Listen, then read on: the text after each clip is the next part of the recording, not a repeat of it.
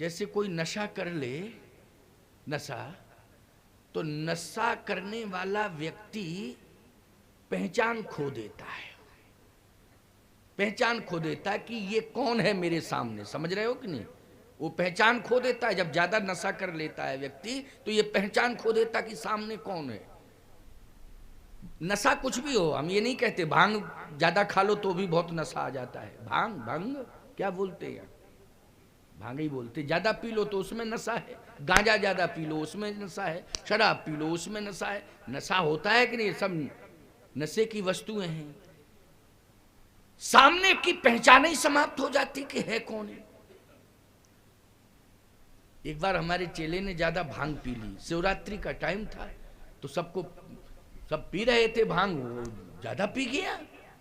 अब नियम यह है कि शिवरात्रि में सब प्रणाम करने आते हैं, हम आसन पे बैठ जाते हैं तो सब प्रणाम करने आते हैं, तो हम आशीर्वाद देते हैं।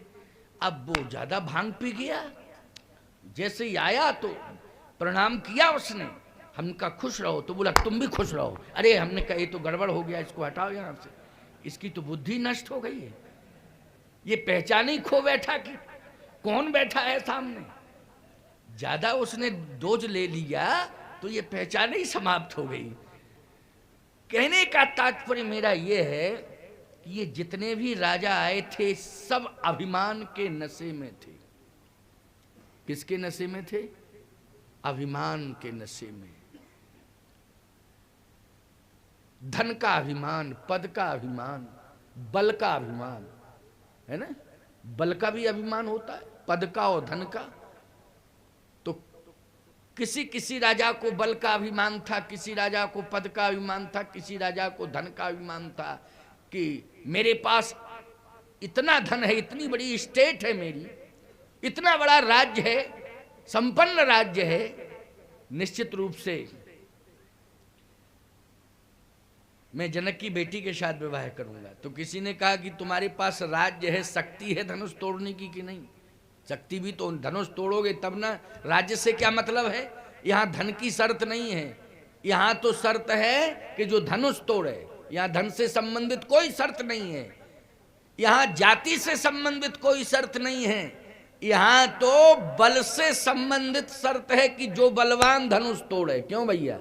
धनुष तोड़ने वाला धनवान है कि बलवान? अरे जरूरी नहीं है कि बलवान के पास धन हो और धनवान के पास बल हो। हाँ, धन का बल हो सकता है, शारीरिक बल नहीं हो सकता है। नहीं तो ऐसे ऐसे धनवान देखे हमने साहब कि 35 ही किलो वजन है उनके शरीर का, अगर तौला जाए तो 32-35 के अंदर ही आ जाते हैं। उनसे हम कहते हैं कि क्यों, कुछ खाते पीते हो कि नहीं?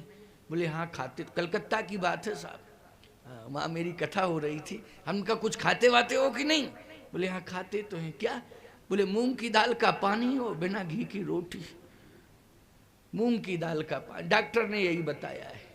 रात को नींद भी नहीं आती है ठीक से। अच्छा, क्यों नहीं आती है नींद? अब महाराज जी क्या बता दें, नींद नहीं आती है। क्यों नहीं आती है? इसलिए कि व्यवसाय बहुत लंबा चौड़ा है, टेंशन में ही जीवन जा रहा है पूरा। सावधान, दिन में कोई ऐसा काम मत करना जिससे रात को नींद ना आवे। इस बात का ध्यान रखना। दिन में कोई ऐसा काम मत करना कि रात में नींद ना आवे। अच्छा काम करो। कैसे नींद नहीं आएगी? निश्चित रूप से नींद आएगी, कोई टेंशन नहीं रहेगा। काम अच्छा करिए आप, देखो नींद आती है कि नहीं आती है। सबसे अच्छा नींद का डोज है कि हम दिन में अपने हाथों से अच्छा काम करें।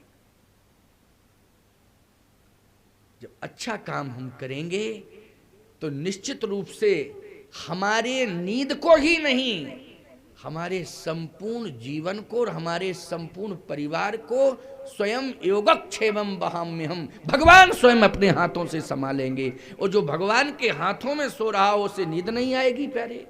बोलो भाई। क्योंकि उसकी रक्षा करने के लिए भगवान जाग रहा है और वो सो रहा है। उसकी रक्षा करने के लिए कौन जाग रहा है?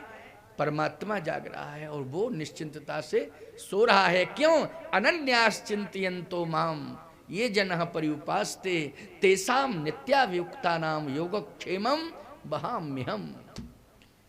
इसलिए अच्छा काम करो। कितना बढ़िया कार्य हो रहा है कि कथा हो रही है, आप सुन रहे हैं। बहुत से लोग रोगी लोगों को संभाल रहे होंगे, अस्पताल में संभाल रहे होंगे उनको, है कुछ भूखों को भोजन करा रहे होंगे, कुछ रोगियों को दवा दे रहे होंगे। बहुत सारे लोग अस्पतालों में जाके सेवाएं देते हैं ना। अभी प्रयागराज में बहुत बढ़िया मकर संक्रांति का मेला चल रहा है ना, 1 महीने चलता है। तो अभी हमारी दूरभाष पर बात हो रही थी वहाँ, तो संगम के तट पर सैकड़ों लोग कंबल बांट रहे हैं, जो ठंडी में सिकुड़ रहे हैं, भूखों को भोजन करा रहे हैं। वहाँ पर स्वास्थ्य शिविर लगाए गए हैं, स्वास्थ्य सेवाएं दे रहे हैं। बोलो ये सेवा प्रकल्प है कि नहीं? ये क्या है? ये सेवाएं ही तो है। ये अच्छा काम है, हाथों से बहुत अच्छा कार्य। आप सबके द्वारा देखो सिर्री में कितना अच्छा कार्य हो रहा है कि आपको कथा सुनने को मिल रही है? अब बताइए, दिन में आप कथा सुनेंगे तो रात की व्यथा दूर हो जाएगी कि नहीं हो जाएगी? और रात की ही व्यथा दूर नहीं होगी, राम की कथा से तो जन्म जन्म की व्यथा दूर हो जाती है। ये राम की कथा का प्रभाव है। तो आज ये राजा जितने भी आए हैं अभिमान के नशे में डूबे हुए, अभिमान के नशे में। क्या सब राजा डूबे हैं? बोले नहीं, सब नहीं डूबे हैं, ज्यादा संख्या में डूबे हैं। और बोले कुछ और राजा, बोले नहीं, वो अभिमान के नशे में नहीं है। फिर उनको तो केवल भगवान का नशा है। किसका नशा है? भगवान का। कैसे? बोले जिनके कछु विचार मन माही,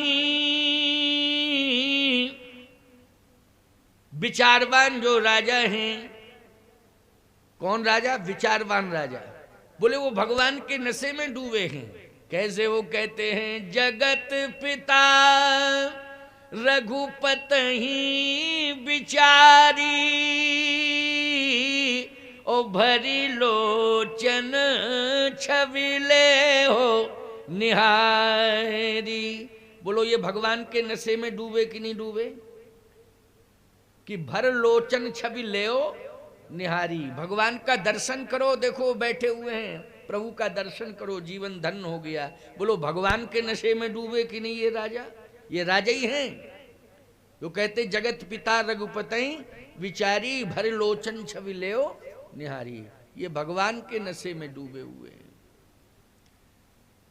और वो राजा विचारवान, वो धनुष को देख ही नहीं रहे हैं, धनुष की तरफ नहीं देख रहे हैं, वो भगवान की तरफ देख रहे हैं। क्यों? धनुष में अभिमान है, अकड़ा मकड़ा है ना। अहंकार शिव बुद्धि अज मन सस चित्त महान, ये अहंकार का प्रतीक है, अकड़ा हुआ है। धनुष की ओर नहीं देख रहे हैं, उन्हें नशा केवल भगवान का है, वो भगवान की ओर देख रहे हैं। और जिन्हें अभिमान का नशा है वो धनुष की ओर देख रहे हैं। जिन राजाओं को अभिमान का नशा है वो किधर देख रहे हैं? धनुष की ओर, क्योंकि यहां अभिमान है। और जो राजा अभिमान से कोसों दूर हैं, भक्त हृदय के हैं, वो केवल भगवान को देख रहे हैं, उन्हें धनुष से कोई लेना देना